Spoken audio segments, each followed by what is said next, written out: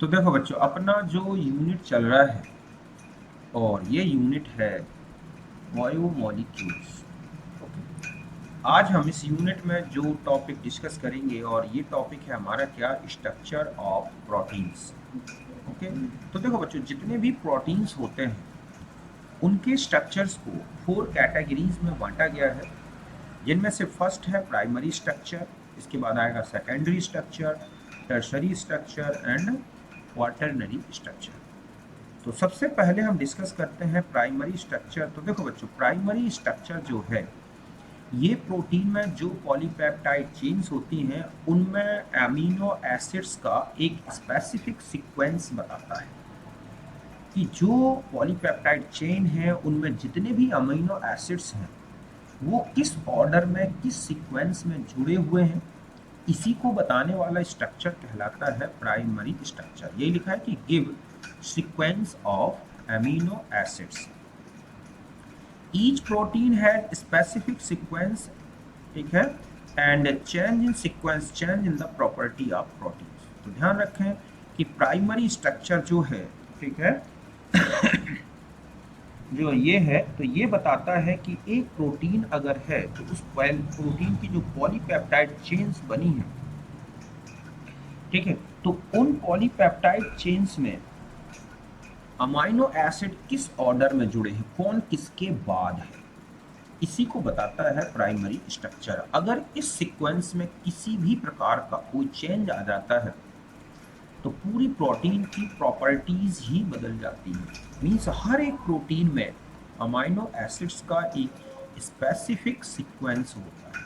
समझ गए ना, यही लिखा है कि primary structure gives sequence of amino acid in proteins.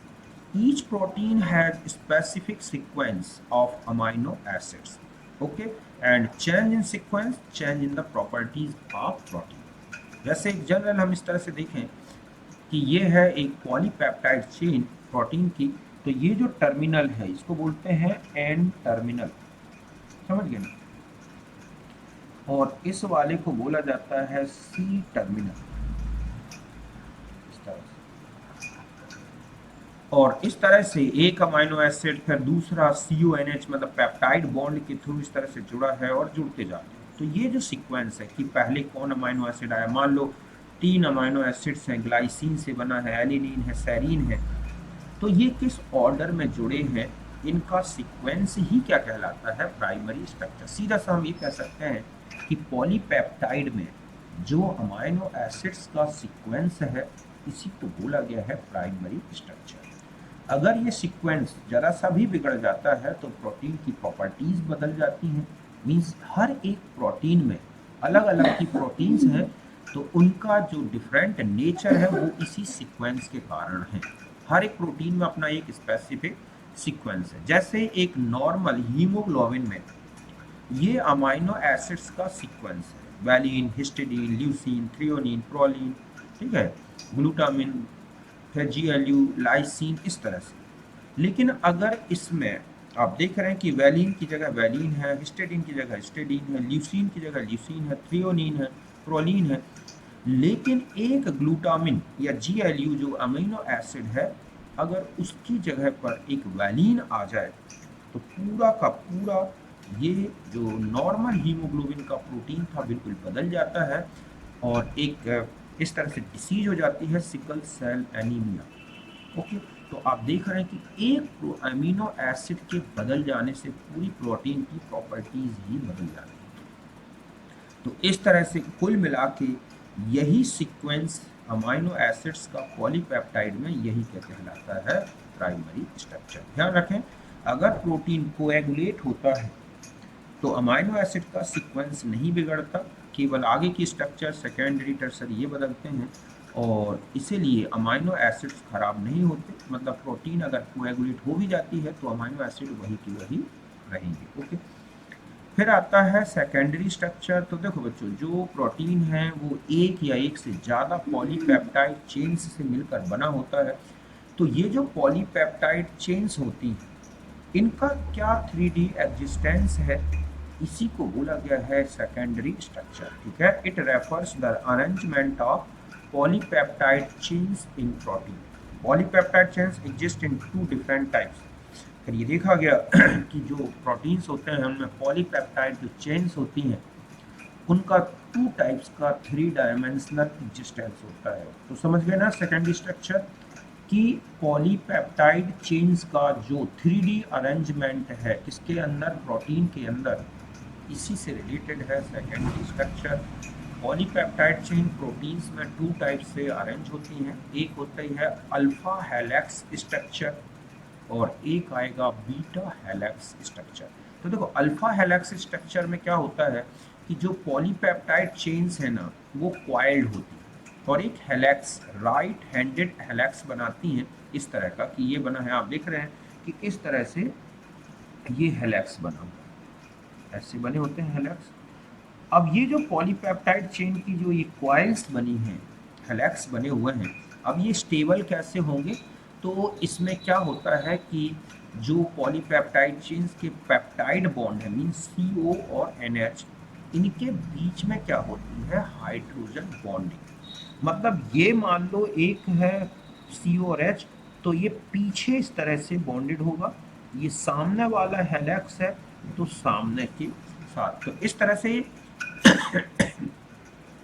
एक पॉलीपेप्टाइड जो बॉन्ड है उसका NH दूसरे हेलिक्स के पॉलीपेप्टाइड बॉन्ड के CO के साथ हाइड्रोजन बॉन्डिंग करता है। ठीक इसी तरह से नीचे वाला मान लो ये हेलिक्स है तो इसका NH अपने से ऊपर जस्ट जो पॉलीपेप्टाइड चेन आ रही है उसके CO के साथ हाइड्रोजन बॉन्ड बनाता है। तो यही लिखा है कि polypeptide chains are coiled up to form a helix, coiled up to form,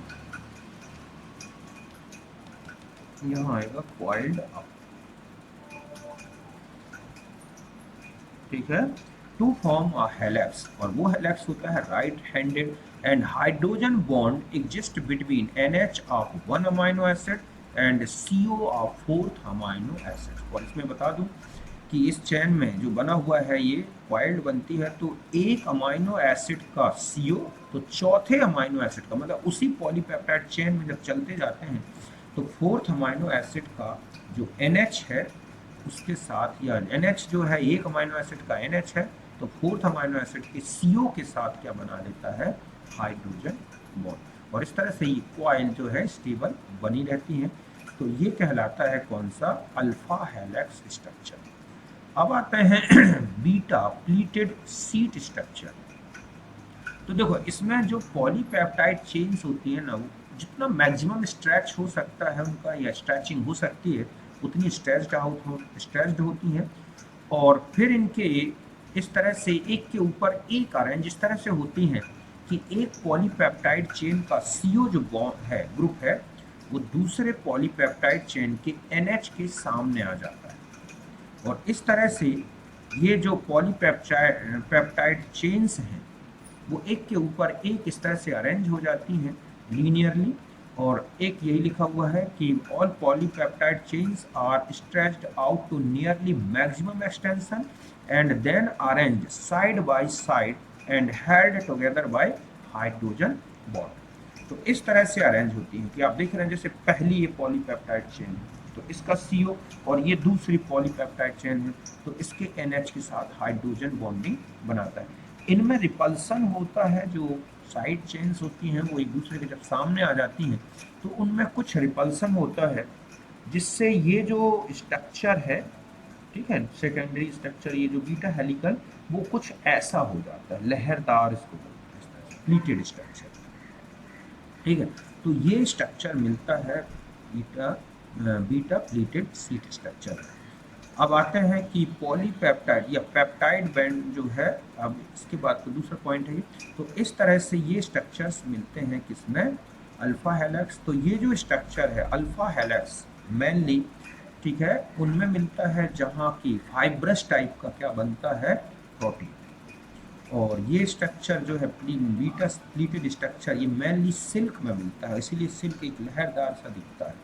तो इस तरह से टू टाइप्स की क्या है बच्चों ये स्ट्रक्चर्स हैं। फिर आ जाते हैं कुछ पॉइंट्स एक नोट करना है ये कि peptide bond has 40% double bond character due to resonance and has trans configuration is more stable and bond length of NC bond is smaller than normal bond। यहाँ बता दूं कि ये है एक पॉलीपेप्टाइड का पेप्टाइड बॉन्ड। तो यहाँ पर नाइट्रोजन का जो लोन पेयर है, ठीक है, वो CO के साथ कॉन्जुगेशन कर लेता है और इससे रेजोनेंस आता है। तो इस रेजोनेंस के कारण जो कार्बन और नाइट्रोजन की जो बॉन्ड लेंथ जहाँ सिंगल बॉन्ड का कैरेक्टर होना था वहाँ कुछ डबल बॉन्ड कैरेक्टर आ जाता है। दूसरा, ये जो R है साइड चेन का और ये R है वो एक दूसरे से ट्रांसपोजिशन में होते हैं। तो ये 2 पॉइंट याद रखना है कि इसमें एक डबल बॉन्ड कैरेक्टर आ जाता है 40%। दूसरा होता है कि इसमें 2 है साइड चेन ट्रांस कॉन्फ़िगरेशन रखती हैं और जो NC बॉन्ड लेंथ है वो सिंगल बॉन्ड की जो नॉर्मल बॉन्ड लेंथ है उससे छोटी है। ओके, टर्शरी स्ट्रक्चर में आ जाए तो ये कहलाता है overall folding of polypeptide chain mean secondary structure also folded give globular और फाइब्रस शेप। जो ये आप देख रहे हैं कि ये जो सेकेंडरी स्ट्रक्चर है या ये वाला स्ट्रक्चर है, तो जब इस तरह से फोल्डिंग के ऊपर फोल्डिंग हो जाए, मतलब जब सेकेंडरी स्ट्रक्चर ही फोल्डेड हो जाते हैं और एक प्रकार का ग्लोबुलर या फाइब्रस शेप में बदल जाते हैं, तो इसको बोला गया है टर्शरी स्ट्रक्चर। और ये स्ट्रक्चर जो स्टेबलाइज्ड होते हैं उनमें हाइड्रोजन बॉन्डिंग भी होती है, डाइसल्फाइड बॉन्डिंग भी होती है, वंडरवाल्स फोर्सेस होते हैं, इसके अलावा इलेक्ट्रोस्टैटिक फोर्स होते हैं। ये सारे फोर्सेस उनको मिला के और इस तरह से देखो, ये है प्राइमरी केवल सीक्वेंस, ये है पॉलीपेप्टाइड चेन का 3D अरेंजमेंट। और जब पॉलीपेप्टाइड चेन ही जो सेकेंडरी स्ट्रक्चर में कन्वर्ट हुई है वो खुद ही फोल्डेड फिर से दोबारा हो जाए तो बन जाता है टर्शरी स्ट्रक्चर। समझ गए ना। और ये जो स्ट्रक्चर्स होते हैं टर्शरी स्ट्रक्चर, इनमें और भी कई प्रकार की बॉन्डिंग काम करती है, hydrogen bonding, disulphide bonding, electrostatic force तब जाके ये क्या होते हैं, स्टेबल होते हैं। और फिर आती है लास्ट स्ट्रक्चर क्वाटरनरी। तो इसमें लिखा है कि arrangement of 2 or more polypeptide chains in same protein is called. अब क्या होता है कि मान लो कोई प्रोटीन एक से ज़्यादा पॉलीपेप्टाइड चेन्स से मिलकर बनी है, तो उन सारी पॉलीपेप्टाइड चेन्स का इस तरह से अरेंजमेंट क्या कहलाता है, क्वाटरनरी स्ट्रक्चर। देखो, केवल सीक्वेंस है तो प्राइमरी, पॉलीपेप्टाइड चेन्स का 3D अरेंजमेंट है तो सेकेंडरी। जब फिर इन सेकेंडरी स्ट्रक्चर में ही क्वाइलिंग हो जाए तो बनता है टर्शरी। और जब एक से ज़्यादा पॉलीपेप्टाइड चेन से कोई भी प्रोटीन बनता है तो इनमें जो पॉलीपेप्टाइड चेन्स का अरेंजमेंट होता है वो कहलाती है क्वाटरनरी स्ट्रक्चर। समझ गए ना। तो इस तरह से 4 टाइप्स के स्ट्रक्चर हैं जिनमें सबसे इंपॉर्टेंट है primary and secondary. Primary sequence बता रहा था, है ना। सेकेंडरी पॉलीपेप्टाइड चेन्स का अरेंजमेंट बता रहा था कि एक ही पॉलीपेप्टाइड चेन किस तरह से अरेंज है दूसरे के साथ। तीसरा बताता है कि ये जो coiled polypeptide chain secondary structure है इनमें दोबारा फोल्डिंग हो गई, और जब बहुत सारी पॉलीपेप्टाइड चेन्स एक साथ रहती हैं तो वो कैसे अरेंज है, ये है क्वाटरनरी स्ट्रक्चर। ओके, एक होता है डीनेचुरेशन ऑफ प्रोटीन। तो देखो बच्चों, प्रोटीन का डीनेचुरेशन का मतलब होता है कि अगर हम प्रोटीन को क्या कर दें, हीटेड कर दें या कोई केमिकल मिला दें तो प्रोटीन का कोएगुलेशन हो जाता है। तो इसी को बोला गया है क्या बच्चों, डीनेचुरेशन। समझ गए ना कि प्रोटीन का किसी भी प्रकार से, यही लिखा है कि loss of biological activity of protein due to unfolding of polypeptide chain is called denaturation. समझ गए ना कि कोई भी केमिकल प्रोसेस करा दी जाए जिसके कारण या हीट कर दिया जाए तो प्रोटीन की जो बायोलॉजिकल एक्टिविटी फिनिश हो जाए, लॉस हो जाए उसका। ऐसा इसलिए होता है क्योंकि पॉलीपेप्टाइड चेन्स की जो कॉइलिंग है वो खुल जाती है, तो इस तरह से इससे पूरी बायोलॉजिकल एक्टिविटी फिनिश हो जाती है। ध्यान रखें, प्रोटीन की बायोलॉजिकल एक्टिविटी जो है वो सेकेंडरी, टर्शरी, क्वाटरनरी इन स्ट्रक्चर्स के कारण मिलती है। प्राइमरी स्ट्रक्चर जो है वो प्रोटीन के न्यूट्रिशन पावर से जुड़ा हुआ है, लेकिन बायोलॉजिकल एक्टिविटी किससे जुड़ा है, सेकेंडरी, टर्शरी, क्वाटरनरी से। तो जैसे ही डीनेचुरेशन होता है प्रोटीन का तो ये जो पॉलीपेप्टाइड चेन की फोल्डिंग है वो खुल जाती है और बायोलॉजिकल एक्टिविटी बिल्कुल फिनिश हो जाती है, तो इसे बोला गया है denaturation. In this process secondary and tertiary structure of proteins are destroyed but primary structure remain intact. यही लिखा हुआ है कि टर्शरी है, क्वाटरनरी है, सेकेंडरी, ये स्ट्रक्चर डिस्ट्रॉयड हो जाते हैं लेकिन प्राइमरी स्ट्रक्चर में कोई चेंज नहीं आता। एक एग्जांपल है जैसे बॉइलिंग ऑफ एग, आप अंडे को गर्म कर रहे हैं तो वो एक तरह से वाइट एग चेंज में हो जाता है, उसका एल्बुमिन, वो भी एक डीनेचुरेशन है। कार्डिंग ऑफ मिल्क, दूध का फट जाना भी एक क्या है, डीनेचुरेशन ऑफ प्रोटीन है। तो इस तरह से ये कहलाता है प्रोटीन का स्ट्रक्चर डीनेचुरेशन के बारे में। बाकी अगर आपको नंबर ऑफ पॉलीपेप्टाइड निकालना है, ठीक है, तो आप इस फॉर्मूले से निकाल सकते हैं कि एक से ज़्यादा अमीनो एसिड से कोई पॉलीपेप्टाइड बना है तो नंबर ऑफ पॉलीपेप्टाइड्स कितने पॉसिबल है। तो ये फॉर्मूला है x इंटू एन, जहाँ x है टाइप्स ऑफ अमीनो एसिड और n है पेप्टाइड बॉन्ड। जैसे ये लिखा है possible number of possible polypeptide formed by the 3 different amino acid glycine, alanine और फेलिन। तो आपको नंबर ऑफ पॉलीपेप्टाइड में देखो तो अमीनो एसिड दे रखे हैं 3, और हम जानते हैं कि पॉलीपेप्टाइड बॉन्ड जितने अमीनो एसिड हैं उससे एक कम होता है। तो नंबर ऑफ पॉलीपेप्टाइड्स जो पॉसिबल होंगे वो फॉर्मूला हो गया 3 इंटू 2 मीन्स 6। और इस तरह से एक बार ग्लाइसिन को टर्मिनल में ले लें, एलेनिन और फिनाइलिन, फिर फिनाइलिन को एलेनिन की जगह रख दें, इसी तरह से फिर एलेनिन को टर्मिनल लें और फिनाइल को, इस तरह से कुल मिला के ये मिल गए 6 टाइप के पॉलीपेप्टाइड। ठीक इसी तरह से क्वेश्चन है कि dipeptide formed by the glycine only, molecular weight है 786, तो calculate the number of amino acid. तो देखो डेकापेप्टाइड है, डेकापेप्टाइड है, अब उसमें हम जानते हैं कि पॉलीपेप्टाइड में जो डेकापेप्टाइड है उनमें पेप्टाइड बॉन्ड होंगे 9, तो 9H2 लगेंगे तो 10 ग्लाइसिन बनेंगे। अब यहाँ पर डेकापेप्टाइड का मास दे रखा है और 9 वाटर का जोड़ है, टोटल हो गया 958।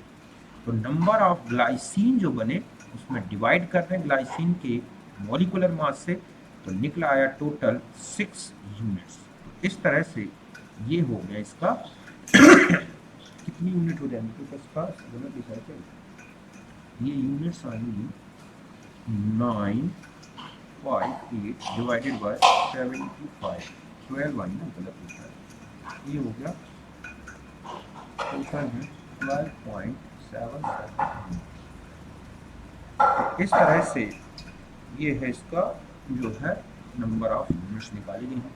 तो और भी एक दो न्यूमेरिकल्स हैं, इनको आपको देख लेना है। और लास्ट बचता है प्रोटीन का टेस्ट। देखो बच्चों एक एनहाइड्रेट टेस्ट होता है, प्रोटीन में एनहाइड्रेट मिलाने से डीप ब्लू कलर आता है। तो अगर किसी कंपाउंड में प्रोटीन है तो ये टेस्ट आएगा। बायोरेट टेस्ट है, प्रोटीन को NaOH और कॉपर सल्फेट के साथ हीट किया जाए तो वॉलेट कलर आता है, तो ये ठीक है, ये भी बायोरेट टेस्ट कहलाता है।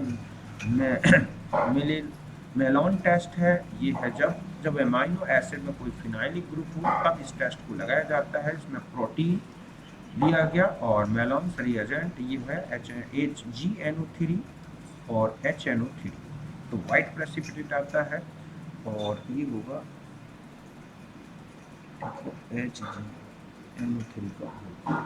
और जेंथोप्रोटिक टेस्ट है, प्रोटीन प्लस HNO3 तो येलो कलर आता है। ये कुल मिला के इस तरह से प्रोटीन्स के बारे में हो गया। बाकी DL नोमेनक्लेचर और DL nomenclature of amino acid अगर आपको लेना है तो देखो अमीनो एसिड में ये साइड चेन ये है, NH2 इस तरफ है, ठीक है, कहाँ पर लेफ्ट साइड में तो L कॉन्फ़िगरेशन और राइट में है तो D कॉन्फ़िगरेशन। अगर कोई अमीनो एसिड दे दिया गया है तो आप जानते हैं कि इंटरचेंज करा लें और इस तरह से अरेंज करें कि NH2 या तो लेफ्ट में आ जाए या राइट में। जैसे ये है तो हम इस पहले H और NH के बीच में इंटरचेंज करा दें, मतलब इवन नंबर में इंटरचेंज कराना है आपको, ठीक है। तो पहला इंटरचेंज यहाँ और एक दूसरा इंटरचेंज CH3COOH। तो इस तरह से और फिर एक और इंटरचेंज करा दें तो आप देख रहे हैं NH2 जो है इस तरह से आ गया कहाँ, राइट हैंड साइड में, तो ये बन गया D कॉन्फ़िगरेशन। ध्यान रखना है D में NH2 कहाँ होना चाहिए, राइट में, और L में होना चाहिए लेफ्ट में। इस तरह से 2 इंटरचेंज 4 इंटरचेंज करा के और फिर आप इस तरह से कॉन्फ़िगरेशन बनाना है। देखो इंटरचेंज 2 4 6 कराने से कॉन्फ़िगरेशन चेंज नहीं होता, लेकिन आपको इस तरह से इंटरचेंज करा के NH2 को राइट या लेफ्ट में लाना है। और इस तरह से यहाँ पर जो है CH3 आ जाएगा, दिखाएगा, तो ये हो गया CH3। और भी इसी तरह के इंटरचेंज से होता है। और कार्बोहाइड्रेट में चले जाओगे तो उसमें ये देखा जाता है कि जो मोनोसैकेराइड्स हैं अगर OH राइट में है तो D सीरीज और लेफ्ट में है तो L सीरीज बनती है। जैसे ये है ग्लूकोज, तो आप देख रहे हैं OH कहाँ है, राइट में तो ये डी ग्लूकोज सीरीज कहलाएगी, और इस तरह से लेफ्ट में दिख रहा है तो एल ग्लूकोज। ध्यान रखें, हम मोनोसैकेराइड के नीचे टर्मिनल के फर्स्ट और सेकंड कार्बन को इस तरह से नीचे के जो सबसे लास्ट में है इनका कॉन्फ़िगरेशन देखते हैं। OH को अगर राइट दिख रहा है तो डी और लेफ्ट दिख रहा है तो ऐसे थ्रियो और एरिथ्रो, तो अगर ये दोनों OH या जितने भी कार्बोहाइड्रेट्स के मोनोसैकेराइड में OH एक डायरेक्शन में है तो एरिथ्रो एक और एराथ्रो ऐसे याद करना है, अपोजिट हो जाए तो थ्रियो। ये नीचे का कॉन्फ़िगरेशन डी से भी मिल रहा है और दोनों OH एक साइड है तो एरिथ्रो बन गया, और अपोजिट हो गए तो थ्रियो हो गया इस तरह से। और हमें कॉन्फ़िगरेशन अगर अलग टाइप का दे रखा है तो हम वही इंटरचेंज करके OH को इस कार्बन चेन में लेफ्ट में ले आए या राइट में, और फिर कॉन्फ़िगरेशन डिसाइड कर सकते हैं। कुल मिला के ये था हमारा अमाइनो एसिड और प्रोटीन्स के बारे में। ठीक है, फिर मिलते हैं नेक्स्ट वीडियो में।